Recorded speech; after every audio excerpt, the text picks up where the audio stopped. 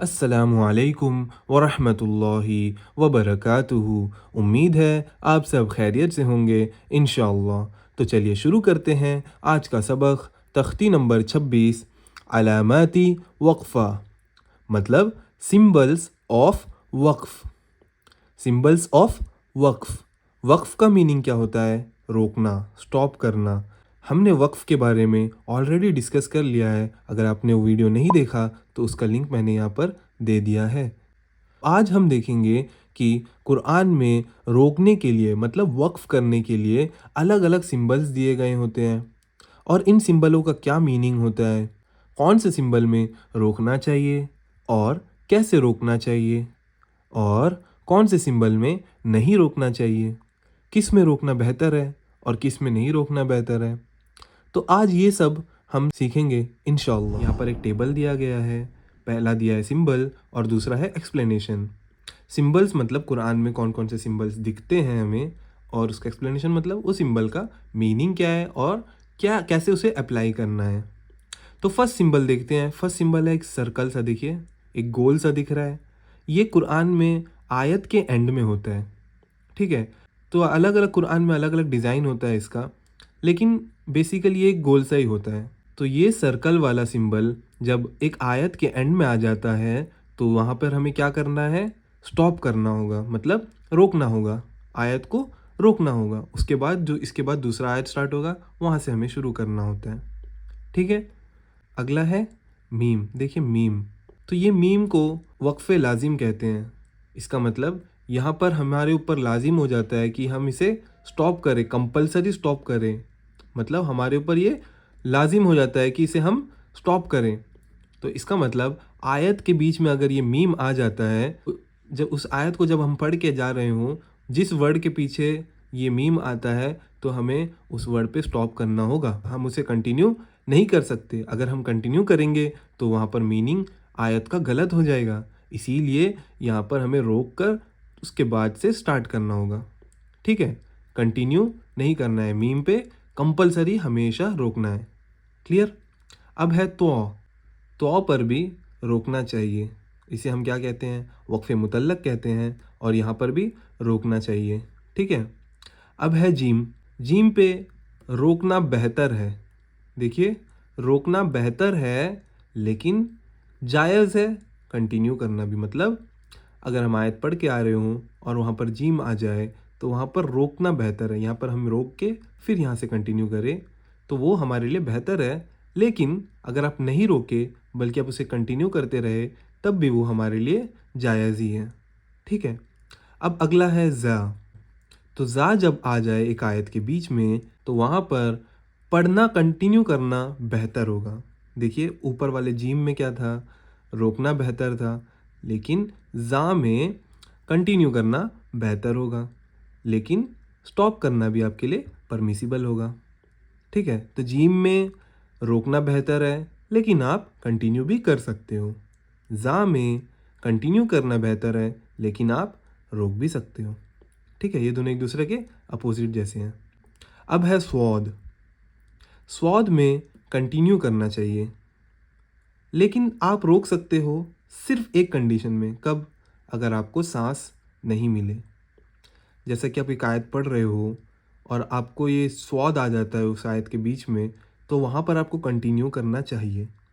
लेकिन for example आप पढ़ते पढ़ते आपको सांस नहीं मिल रहा, आपका सांस यहाँ से छूट रहा है, तब आप यहाँ पर रोक के कंटिन्यू कर सकते हो, ठीक है। अब है सिला। अब है सिला। सिला का मतलब है यहाँ पर कंटिन्यू करें। सिला अगर आ जाता है तो कंटिन्यू कर सकते हैं। उसके बाद है स्विल। स्विल आ जाए तो बेहतर है कंटिन्यू करें। आयत के बीच में अगर स्विल आ जाता है तो वहाँ पर हमारे लिए बेहतर होगा कि हम कंटिन्यू करें, ठीक है। अब है कौफ। कौफ अगर आ जाए तो हमारे लिए जायज़ है रोकना। मतलब कौफ अगर आयत के बीच में आ जाए तो हम रोक सकते हैं, लेकिन हमारे लिए बेहतर होगा कि हम नहीं रोकें। अब है क़फ़। अगर क़फ़ एक आयत के बीच में आ जाता है तो आप वहाँ पर रोक सकते हैं, लेकिन ये कंपलसरी नहीं है, ठीक है। अब है सीन या सक्ता। तो जब ये आयत के बीच में सीन या सख्ता दिखता है तो हमें क्या करना चाहिए? हमें वहाँ पर एक छोटा सा पॉज देना होगा। मतलब अगर आप एक आयत पढ़ के आ रहे हो, एक सांस में पढ़ रहे हो, तो आप वहाँ पर एक पॉज देंगे और कंटिन्यू करेंगे। लेकिन आप सांस नहीं छोड़ेंगे। जैसा कि देखिए, अऊज़ु बिल्लाहि मिनश शैतानिर रजीम, कल्ला बल रॉन अला कुलूबिहिम। देखा, कल्ला बल रॉन अला कुलूबिहिम, बल उसके बाद सीन आता है, रॉन अला कुलूबिहिम। ठीक है, तो यहाँ पर आप कैसा पढ़ेंगे? कल्ला बल रॉन अला कुलूबिहिम। तो बल के बाद जो सीन आ रहा है उसका मतलब है यहाँ पर आप एक पॉज देंगे, लेकिन आप अपना सांस नहीं छोड़ेंगे और रौना वहाँ से आप कंटिन्यू करेंगे। ठीक है, अब है वक्फ़ा। वक्फ़ा का मतलब भी, वक्फ़ा भी सीन या सख्ता जैसा ही होता है, लेकिन यहाँ पर हम थोड़ा सा टाइम देते थे, थोड़ा सा पॉज करते थे सांस छोड़े बिना।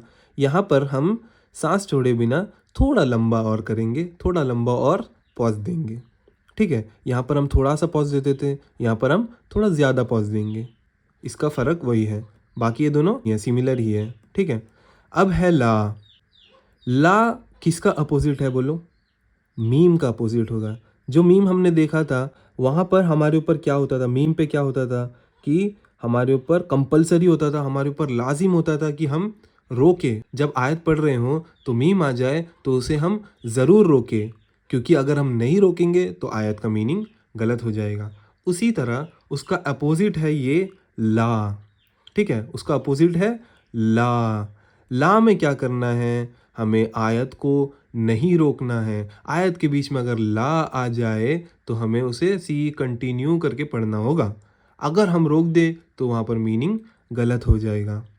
ठीक है, लेकिन एक कंडीशन होता है कि अगर आयत के एंड में अगर ला आ जाए, आयत के एंड में जो वक्फ होता है, जो सिंबल होता है गोल सा, उसके ऊपर अगर ला हो तो आप उस आयत को रोक के अगले आयत से भी पढ़ सकते हैं, या तो उसे कंटिन्यू भी कर सकते हैं।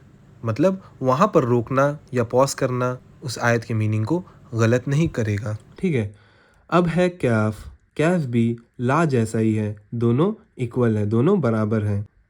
जो रूल ला में हम अप्लाई करते हैं, सेम कैफ जब हमें दिखेगा तो उसे भी सेम यही रूल अप्लाई करना है। मतलब कंटिन्यू करते रहना है, रुकना नहीं है। रुकेंगे तो आयत का मीनिंग डिफरेंट हो जाएगा। अब है अगला मा, या फिर ये 3 डॉट्स। ठीक है, ये 3 डॉट्स या मा, ये कुरान में आयतों के बीच में लिखा जाता है। ये 3 डॉट्स जो दिख रहे हैं आपको, ठीक है, ये पहला 3 डॉट है, ये दूसरा 3 डॉट है। तो आयत के बीच में 1, 2 या 3 वर्ड के बीच में आपको ये दोनों मिल जाएंगे। तो ये दोनों का रूल कैसा है? तो यहाँ पर आप 2 तरह से इसे पढ़ सकते हैं। कैसे? पहला होगा कि पहला वाला जो ये 3 डॉट्स है वहाँ आप स्टॉप करें और यहाँ पर आप कंटिन्यू करें। अब दूसरा तरीका क्या है इसे पढ़ने का कि आप यहाँ कंटिन्यू करें, फर्स्ट वाले 3 डॉट्स में आप कंटिन्यू करें और दूसरे 3 डॉट्स में आप स्टॉप करें। फॉर एग्ज़ाम्पल ये सूरह बकरा की आयत में है, अऊज़ु बिल्लाहि मिनश शैतानिर रजीम, ज़ालिकल किताबु ला रैब फ़ीहि हुदल लिल मुत्तक़ीन। तो ये हो गया पहला तरीका। अब दूसरा तरीका क्या है? ज़ालिकल किताबु ला रैब फ़ीहि हुदल लिल मुत्तक़ीन। देखा आपने कि ये दोनों डॉट्स में मैंने कैसे अप्लाई किया। पहले वाले में मैंने यहाँ पर रोका, फर्स्ट वाले में रोका और दूसरे में कंटिन्यू किया। अब दूसरे वाले रेसिटेशन में मैंने पहला 3 डॉट्स में नहीं रोका और दूसरे वाले में मैंने रोका। तो अल्हम्दुलिल्लाह इसी के साथ आज का हमारा ये सबक यहीं ख़त्म होता है। उम्मीद करता हूँ आप लोगों को आज का सबक समझ आया होगा। अगर आपको कोई भी डाउट हो तो आप कमेंट सेक्शन में ज़रूर पूछिए। मिलते हैं अगले वीडियो में इंशाअल्लाह। तब तक के लिए अस्सलामु अलैकुम व रहमतुल्लाहि व बरकातुहू।